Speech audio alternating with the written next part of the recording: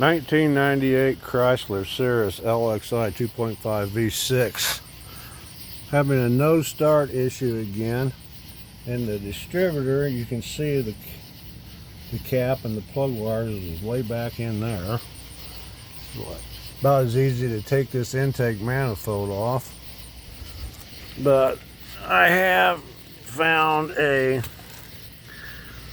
CarQuest, and I found this on eBay for like $45, and I've had it in my trunk.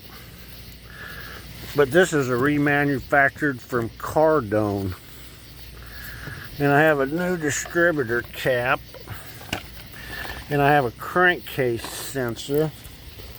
But the last time it would do this, if you let it sit, I had to use AAA to get it towed here, but they just whirl over, will not start, will not fire. And on these distributors, compared to like the old types that had the coil and everything is inside the distributor, cam sensor. So there's a lot of parts inside these distributors. But it is just kind of a known issue on these 1990s through I think 2000, 2005 Chryslers. So this is tomorrow's project. See if I can get this running again.